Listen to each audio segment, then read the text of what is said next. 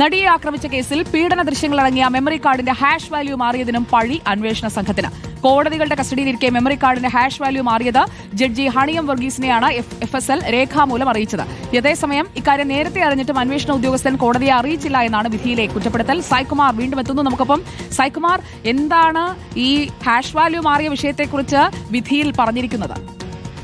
സുജിയായി നടിയെ ആക്രമിച്ച കേസിൽ ഏറെ കോളിളക്കം ഉണ്ടാക്കിയതാണ് ഈ മെമ്മറി കാർഡിന്റെ ഹാഷ് വാല്യൂ മാറുകയും അതിൽ നിന്ന് ദൃശ്യങ്ങൾ ചോർന്നു എന്നതും. അത് ആ അന്വേഷണ സമയത്ത് കോടതിയിലും പിന്നീട് മറ്റ് പല അന്വേഷണങ്ങൾക്കും വഴിവെച്ച ഒരു സംഭവം കൂടിയായിരുന്നു.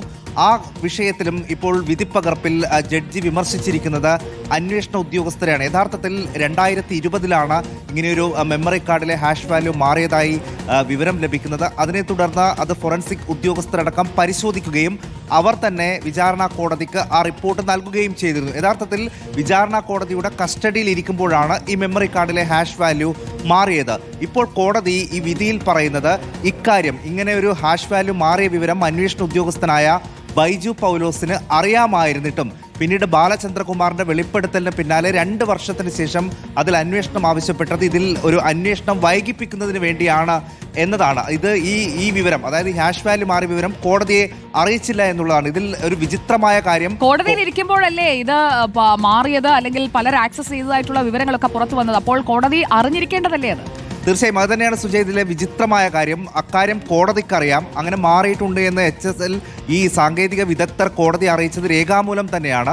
ആ റിപ്പോർട്ടും കയ്യിൽ വെച്ചുകൊണ്ടാണ് അന്വേഷണ ഉദ്യോഗസ്ഥർ അറിയിച്ചിട്ടില്ല എന്ന ഒരു വിചിത്ര ന്യായം ഈ വിധിപ്പകർപ്പിൽ ഉള്ളത്. ഇതിലിപ്പോൾ ഈ രേഖാമൂലം കിട്ടിയതിനു ശേഷവും അതിൽ തുടർ നടപടികൾ ഉണ്ടായിട്ടില്ല. യഥാർത്ഥത്തിൽ റിപ്പോർട്ടർ TV-യാണ് 2022 ഫെബ്രുവരിയിൽ ഇങ്ങനെയൊരു ഹാഷ് വാല്യൂവിൽ മാറ്റം ഉണ്ടായിട്ടുണ്ട് എന്നുള്ള വാർത്ത പുറം ലോകത്തെ അറിയിക്കുന്നത്. അത് വലിയ കോളിളക്കമുണ്ടായി. അതിനുശേഷം ഹൈക്കോടതിയിലേക്കടക്കം ഈ അതിജീവിത പോയതിനു ശേഷവും അന്വേഷണം പ്രഖ്യാപിക്കപ്പെട്ടുവെങ്കിലും ഇപ്പോഴും അതിൽ അന്വേഷണം പൂർണ്ണഗതിയിലേക്ക് എത്തുകയും ചെയ്തിട്ടില്ല.